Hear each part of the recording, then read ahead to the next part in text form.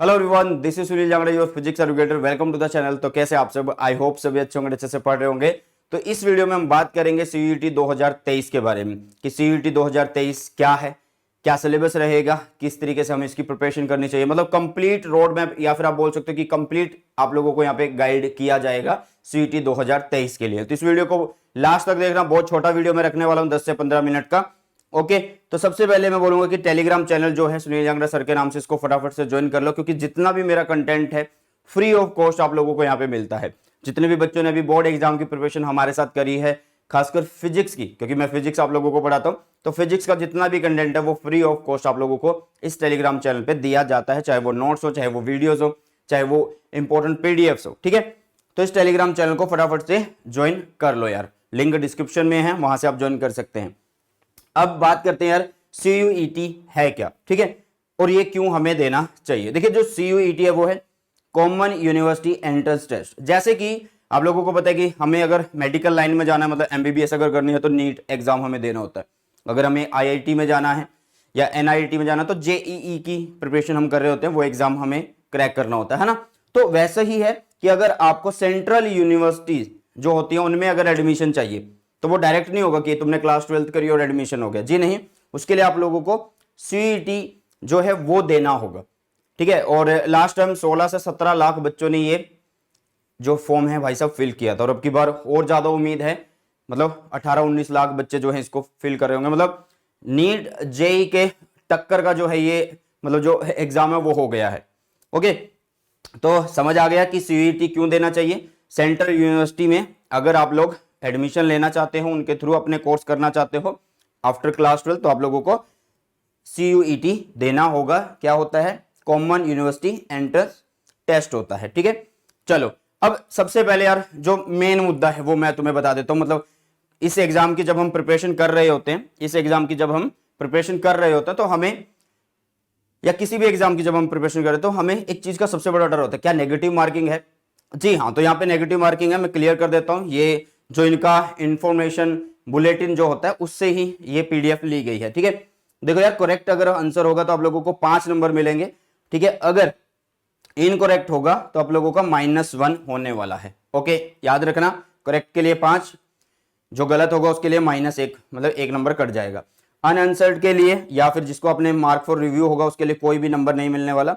अगर मतलब एक से ज्यादा ऑप्शन अगर, ठीक है, if more than 1 option is found to be correct, then 5 mark will be answer to only, sorry answer नहीं है, awarded to only those who have marked any of the correct options, ठीक है। अगर मान लो एक क्वेश्चन तुमने किया, उसके 2 ऑप्शन है, 2 ऑप्शन तुम्हें सही लग रहे हैं और उन दोनों में से कोई तुमने एक सिलेक्ट कर दिया है, तो फिर भी तुम्हें 5 नंबर मिल रहे होंगे, ठीक है। अगर सारे के सारे ऑप्शन जो करेक्ट है तो भी तुम्हें 5 नंबर मिलेंगे, अगर तुमने उनमें से कोई ऑप्शन को क्लिक किया है, ठीक है। ये सब चीजें हैं। अब बात कर लेते हैं कि फॉर्म कब निकला था यार, 9 फरवरी को निकला था। अच्छा, लास्ट डेट जो थी वो 12 मार्च थी पहले, बट ये 12 मार्च अब नहीं रही, अब इसको एक्सटेंड कर दिया गया, आप लोग देख सकते हैं, ठीक है। तो लास्ट डेट जो वो 30 मार्च कर दी गई है, ठीक है। चाहे वो फॉर्म सबमिशन की हो, चाहे वो फी सबमिशन की, वो 30 मार्च है भाई साहब। कितनी है? 30 मार्च है। और इसके लिए जो करेक्शन की लास्ट डेट है वो 1 अप्रैल से 3 अप्रैल तक है। और सिटी जो होगी, एग्जाम सिटी, उसकी अनाउंसमेंट होगी भाई साहब 30 अप्रैल 2023 को। सर फिर पेपर कब होगा वो भी मैं आप लोगों को बता देता हूं। तो पेपर जो होगा भाई साहब वो 21 से 31 मई तक की जो डेट्स हैं वो रखी गई है, और रिजर्व डेट जो है वो 1 से 7 जून है। ओके, तो इससे ज्यादा तुम्हें कुछ भी जानना नहीं है कि कब जो है फीस भरी जाएगी या नहीं। उसके लिए मैंने बता दिया कि इस दिन फीस जो है वो भरी जाएगी। और ये जो नया नोटिस है 11 मार्च को आया था, अभी रिसेंट 1-2 दिन पहले, ठीक है। समझ आया? चलिए अब आगे बढ़ लेते हैं, आगे बढ़ लेते हैं। तो जो आपका पेपर है भाई वो कैसे होगा? वो सीबीटी होगा। सीबीटी मतलब कंप्यूटर बेस्ड टेस्ट होगा। आपको गोले नहीं भरने हैं, आपको क्लिक करना है, आपको क्लिक करना है कंप्यूटर पे बैठ के, ये टेस्ट आप लोगों को देना होगा भाई साहब, ठीक है। टेस्ट का पैटर्न जो है वो सिंपल है, मतलब ये ऑब्जेक्टिव आएगा और उसके साथ मल्टीपल चॉइस क्वेश्चंस होंगे, मतलब ऑप्शन, एक क्वेश्चन आप लोगों को पूछा जाएगा और ऑप्शंस होंगे आप लोगों के पास, ठीक है। मीडियम जो होगा ये 13 लैंग्वेज में आप लोग ये एग्जाम दे सकते हैं, मतलब आपके पास ऑप्शन होंगे हिंदी, इंग्लिश, इस तरीके से आप लोगों के पास बंगाली, गुजराती, ये सब, ये 13 होंगे, ठीक है। सिलेबस ये सबसे ज्यादा है, मतलब ये सबसे ज्यादा इंपॉर्टेंट है सिलेबस यार। हमें देखो, जो सीईटी है वो 3 पार्ट के अंदर हो रहा होता है। कैसे? एक आप लोगों को लैंग्वेज सिलेक्ट करनी होती है, फिर आप लोगों को डोमेन सब्जेक्ट सेलेक्ट करना होता है, और एक जर्नल टेस्ट होता है। तो इंग्लिश मतलब कोई भी इंग्लिश मानो, या फिर मैं बोलूं कि जो आपकी लैंग्वेज है उसके लिए आप सिलेबस देख सकते हैं। ठीक है, मतलब ये जो लैंग्वेज है वो आप लोगों को रीडिंग के थ्रू जो है टेस्ट करवाई जाएगी। ठीक है, इसमें आप लोगों का वोकैब्युलरी वो भी आ जाएगी। ठीक है, और इसी तरीके से जो जर्नल टेस्ट है उसमें general knowledge, current affair, general mental ability, numerical ability, ये रीजनिंग, ये सब चीजें होती है। लेकिन ये domain subject as per class 12 syllabus, मतलब जो क्लास 12 का सिलेबस है वही आप लोगों का होने वाला है डोमेन सब्जेक्ट का सिलेबस। ठीक है, इतनी समझ में आई। रजिस्ट्रेशन आप इस साइट के थ्रू कर सकते हैं। सारी चीजें मैं आप लोगों को बता दिया। अब बात यहां पे ये आती है कि जो ये 3 पार्ट बने हैं कि ये लैंग्वेज, ये डोमेन सब्जेक्ट और ये जर्नल टेस्ट, क्या ये सबको देने होते हैं? हाँ जी, क्या ये सबको देने होते हैं भाई साहब? ठीक है, तो ये 13 लैंग्वेज थी, ये मैंने बता दिया। क्या ये सबको देने हैं? जी नहीं, उसके बारे में बात कर लेते हैं। सबसे पहली बात, ये जो सेक्शंस है, मतलब जो ये लैंग्वेज हो गया, डोमेन सब्जेक्ट हो गया, और आपका जो जर्नल टेस्ट हो गया, ठीक है, ये यूनिवर्सिटी टू यूनिवर्सिटी वेरी करते हैं और कोर्स टू कोर्स वेरी करते हैं। कि मतलब डिपेंड करता है कि आप कौन सा कोर्स करना चाहते हो। कहीं ऐसा होगा जिसमें सिर्फ और सिर्फ आपका डोमेन सब्जेक्ट होने चाहिए। कई कोर्स ऐसे हैं जिसमें आप लोगों का कोई एक लैंग्वेज का टेस्ट होना चाहिए और कोई आपका एक डोमेन सब्जेक्ट होना चाहिए, या फिर 2 डोमेन सब्जेक्ट होने चाहिए, या 3 होने चाहिए, कुछ इस तरीके से। मतलब वो डिपेंड करेगा कि आप कौन सा कोर्स कर रहे हो, उसके अकॉर्डिंग आप लोगों का सिलेक्शन होगा, करवाया जाएगा। ठीक है, मतलब जब आप फॉर्म फिल करते हो तो आप लोग सिलेक्शन कर सकते हो। मैं एक बार बता दूं, जैसे कि हमारे पास होते हैं सेक्शन 3 होंगे भाई साहब।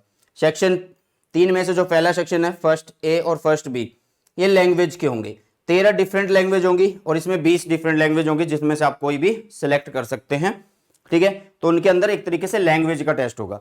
देखो 40 क्वेश्चन आप लोगों को करने होंगे 50 में से, हर एक लैंग्वेज के लिए। मतलब अगर आप लोग 2 लैंग्वेज सेलेक्ट करते हो तो आप लोगों को कितने क्वेश्चन मिलेंगे? टोटल 100 मिलेंगे, और उसमें आप लोगों को 40 और 40 80 करने होंगे। ओके बेटा, इतनी चीजें समझ में आई। उसके बाद डोमेन सब्जेक्ट आ जाते हैं। 27 डोमेन सब्जेक्ट हैं भाई साहब। कितने हैं? 27 डोमेन सब्जेक्ट हैं। आप अपनी यूनिवर्सिटी और कोर्सेज के हिसाब से उसको सिलेक्ट कर सकते हैं।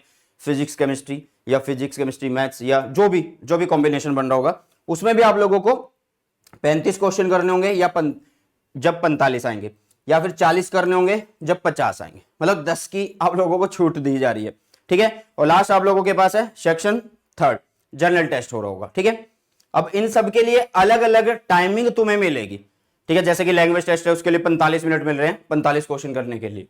ठीक है, और ये एक दिन में 3 शिफ्ट में हो रहा होगा एग्जाम, एक दिन में 3 शिफ्ट में हो रहा होगा। और आप लोग क्या कर सकते हो? मैक्सिमम 10 सब्जेक्ट जो है भाई तीनों सेक्शन में से सेलेक्ट कर सकते हो, लैंग्वेज, डोमेन और जनरल में से। ठीक है, मैक्सिमम 10, इससे ज्यादा नहीं। ठीक है, और एक दिन में 3 बार 3 शिफ्ट में हो रहा होगा। मतलब वो शिफ्ट डिपेंड करेंगी कि बच्चे कितने हैं, कितने बच्चे जो हैं एग्जाम देने आ रहे हैं भाई साहब। ठीक है, तो ये पेपर पैटर्न है। ओके बेटा, चलिए अब बात कर लेते हैं कि हमें कैसे प्रिपेयर करना चाहिए।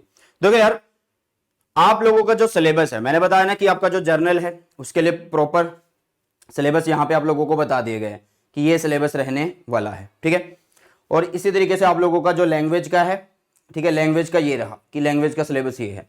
मेन आती है बात यार डोमेन सब्जेक्ट की, क्योंकि क्या होता है कि हर एक यूनिवर्सिटी सारी चीजें नहीं मांगती है कि भाई लैंग्वेज भी आप दो, आप जर्नल टेस्ट भी दो। ठीक है, कई कोर्सेज ऐसे हैं, जैसे अगर आप लोगों को BA करना है, ठीक है, उसमें मतलब अगर आपको BA कोर्स करना है, बैचलर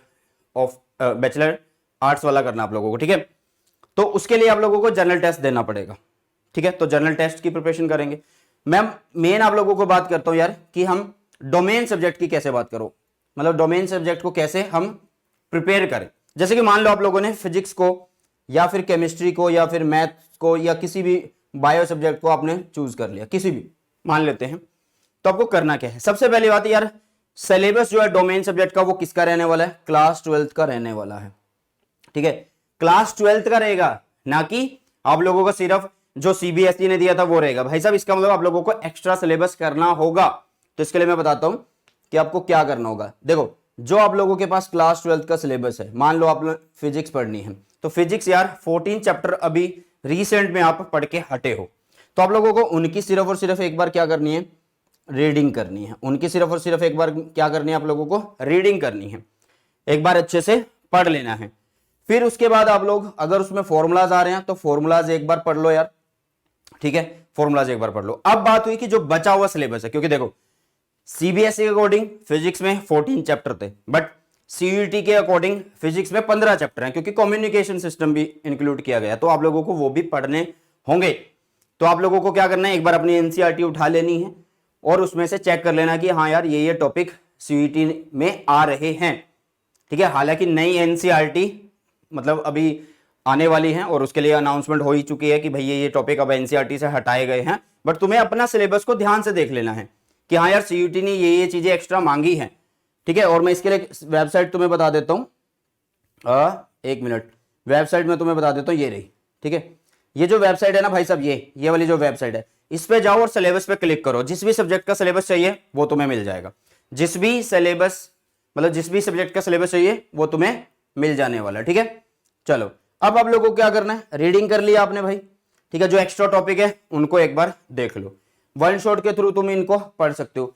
अब सबसे ज्यादा बात है कि यार इसमें क्या आएंगे, एमसीक्यू आएंगे, क्या आएंगे, एमसीक्यू आएंगे। तो आप क्या करो, जो पीवाईक्यू थे सीयूईटी के, जो पीवाईक्यू थे, मतलब लास्ट टाइम भी पेपर हुआ है ना भाई सीयूईटी का, लास्ट टाइम पेपर हुआ है सीयूईटी का, तो आप उसको जरूर देखो। मतलब जितने भी पेपर हुए, जितने भी शिफ्ट में पेपर हुए थे, डोमेन सब्जेक्ट जिसकी भी आप प्रिपरेशन करना चाह रहे हो, या पे लैंग्वेज की करना चाह रहे हो, या फिर आप जर्नल की करना चाहते हो, तो उनके प्रीवियस ईयर लगाओ, ठीक है। जैसे ही वो खत्म हो आप लोग क्या करो, प्रीवियस ईयर के अलावा आप प्रैक्टिस करो किसी एक बढ़िया सी बुक से, ठीक है, किसी एक बढ़िया सी बुक से। अगर तुम चाहते हो कि सर बुक बता दो, तो मैं बुक के ऊपर भी एक बढ़िया वाली वीडियो बना दूंगा, अच्छे वाला उसका रिव्यू कर देंगे, ठीक है।